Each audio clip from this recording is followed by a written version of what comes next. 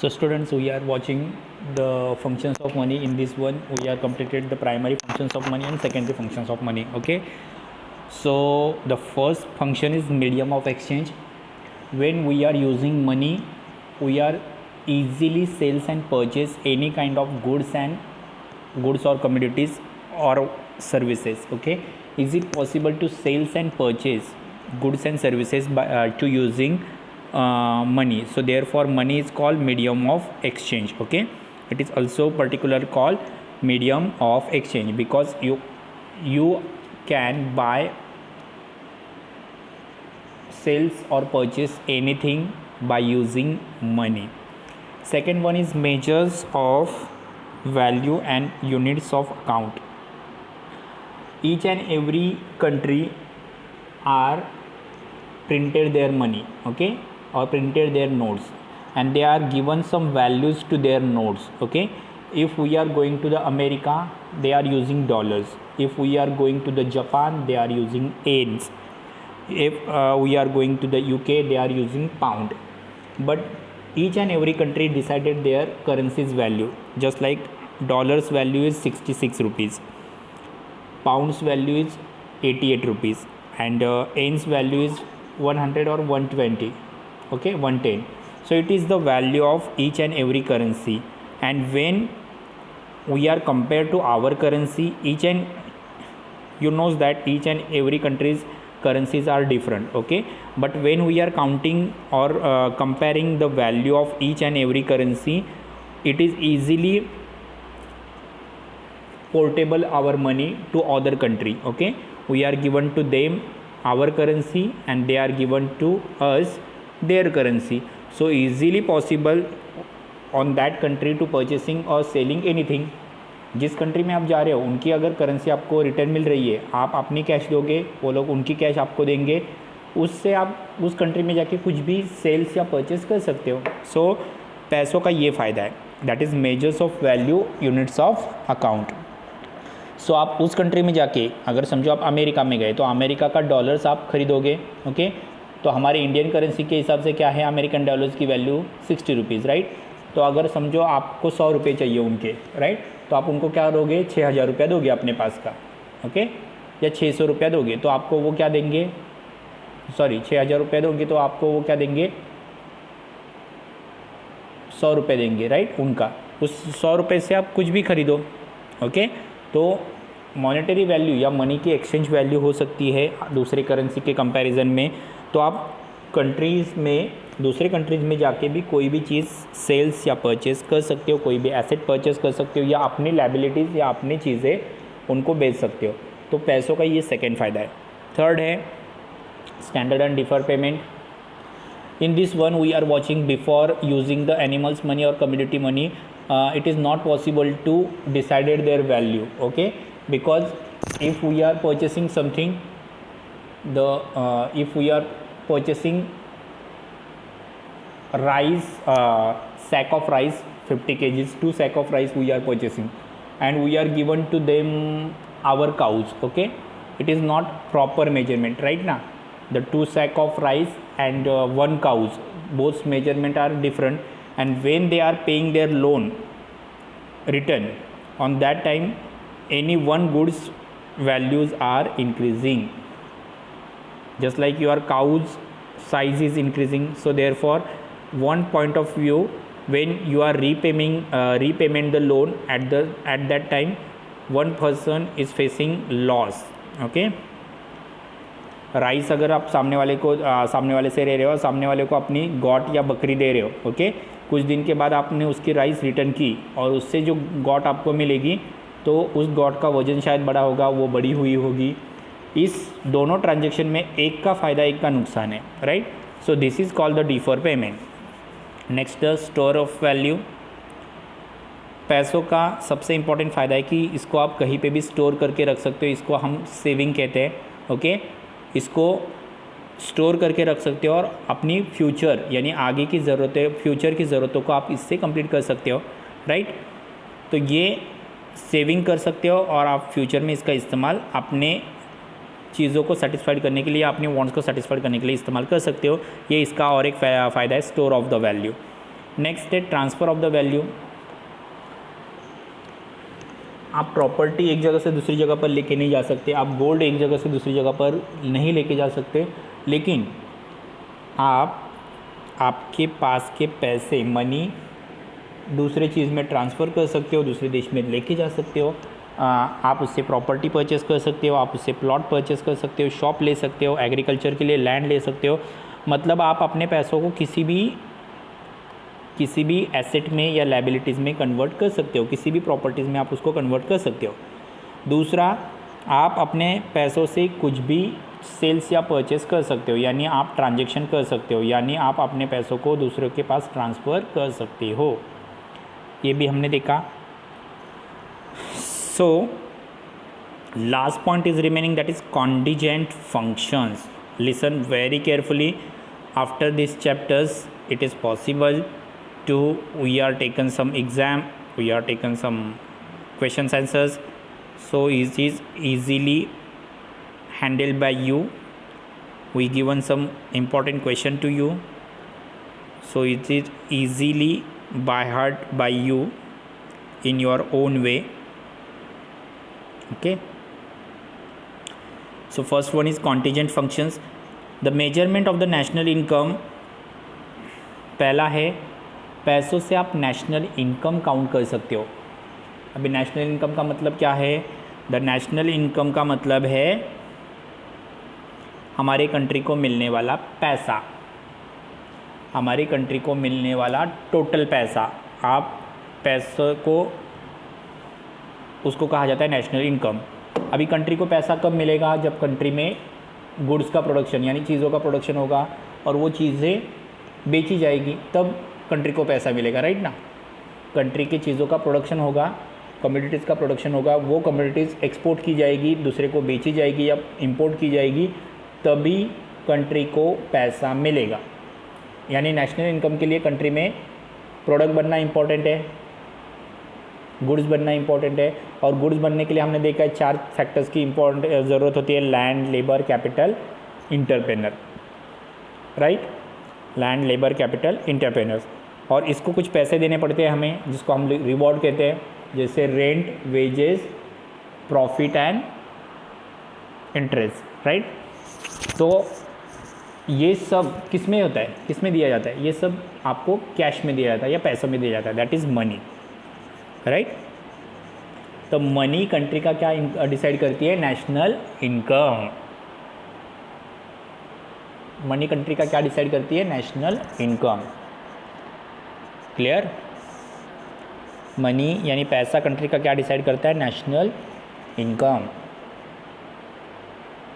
फिर से एक बार बता रहा हूँ, नेशनल इनकम का मतलब क्या है? नेशनल इनकम यानी हमारे पूरे कंट्री का इनकम, राइट।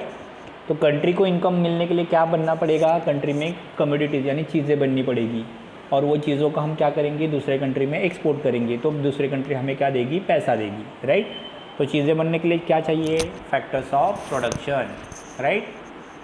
कमोडिटीज़ या गुड्स या प्रोडक्शन बनने के लिए क्या चाहिए? तो हमें चाहिए factors of productions. Factors of productions में कौन सी चीज़ें आती है? Land, labour, capital, entrepreneurs, right. अब हम इन चीज़ों को क्या देते हैं? Rewards, right. क्या रिवॉर्ड्स देते हैं? दैट इज़ लैंड को हम देते हैं रेंट, लेबर को हम देते हैं वेजेस, देन कैपिटल को हम लोग देते हैं इंटरेस्ट, एंड इसको देते हैं हम लोग प्रॉफिट, राइट। तो हम लैंड को क्या देंगे? तो लैंड को हम देंगे रेंट, लेबर को हम देंगे वेजेस, कैपिटल को हम देंगे इंटरेस्ट, एंड इंटरप्रेनर को मिलेगा प्रॉफिट। लेकिन ये सब मिलेगा कैसे? ये सब मिलेगा पैसों में यानी मनी में, राइट। सो नेशनल इनकम कैसे डिसाइड होगी? मनी में। नेक्स्ट है बेसिस ऑफ क्रेडिट। अभी क्रेडिट का मतलब क्या होता है? क्रेडिट का मतलब होता है किसी को पैसे उधार देना, ओके।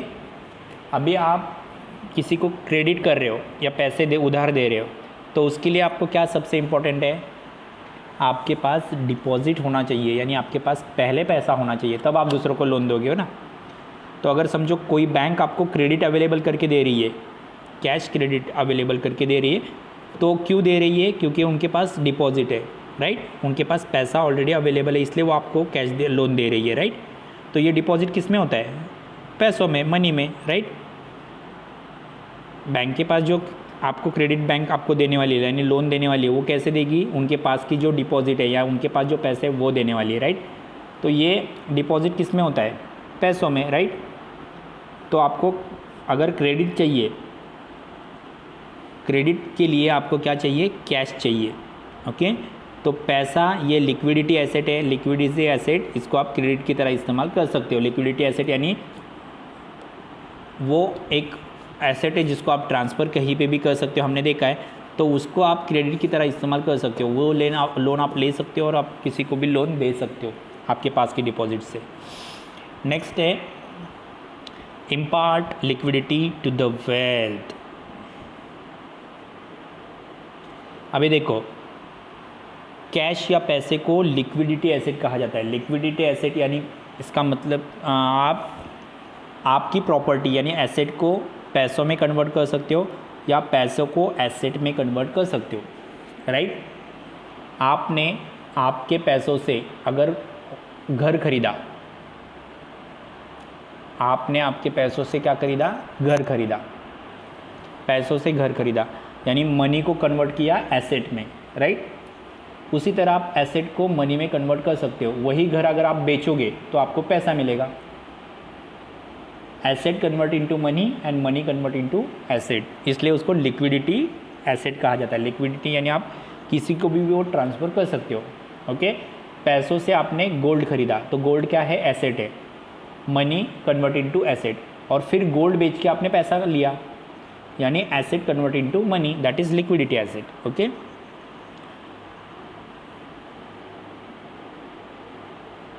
जैसे वहाँ पे एग्जांपल दिया है कि अगर आपको सोना परचेस करना है, तो सोना परचेस करने के लिए आपने क्या किया? आपने गवर्नमेंट को अपने पास का सोना रिटर्न देके उनके पास से शेयर्स एंड बॉन्ड्स, डिबेंचर्स खरीदे, right. Money transfer into asset, asset transfer into money, simple. आपके पास का पैसा आपने दिया और आपने रिक्शा खरीदा, तो आपके पास की मनी कन्वर्ट हो गई एसेट में, ओके। फिर आपने वो रिक्शा किसी और को बेचा, उसने आपको पैसा दिया, यानी asset convert into money, that is called liquidity asset. एक दूसरे को ट्रांसफ़र हो सकता है। नेक्स्ट है estimations of micro economics variable. Estimations of micro economics variable.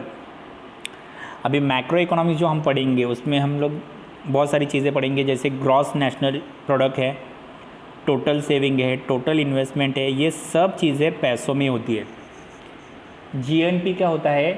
Country को मिलने वाला टोटल इनकम, कंट्री को मिलने वाला प्रोडक्ट बेचने के बाद, कंट्री के प्रोडक्ट बेचने के बाद, एक्सपोर्ट करने के बाद कंट्री को मिलने वाला टोटल पैसे को कहा जाता है, टोटल पैसे को कहा जाता है जीएनपी, ओके। कंट्री की टोटल सेविंग, कंट्री की टोटल इन्वेस्टमेंट, ये सभी चीज़ें मॉनेटरी टर्म्स होती है। मॉनेटरी टर्म्स यानी पैसों में शो आउट होती है, ओके। वो आप लोग सिर्फ बोलने वाली चीज़ें नहीं है। सेविंग करना है पैसों में करेंगे, इन्वेस्टमेंट करना है पैसों में करेंगे, तो ये मॉनेटरी टर्म्स है, ओके। गवर्नमेंट को मिलने वाला टैक्स कनेक्शन किससे मिलने वाला है? पैसों से। बजट प्रिपेयर किया जाता है किसके लिए? पैसा डिस्ट्रीब्यूट करने के लिए, या पैसों को कितना आया वो देखने के लिए, राइट। तो सारी गवर्नमेंट की जो ये चीज़ें, टैक्स जमा करना, बजट डिक्लेयर करना, सेविंग करना, इन्वेस्टमेंट करना, ये सब चीज़ें पैसों में होती है। इट्स अ मॉनेटरी वैल्यू, ये सब पैसों में होता है, okay. So it is called estimations of micro economic variables.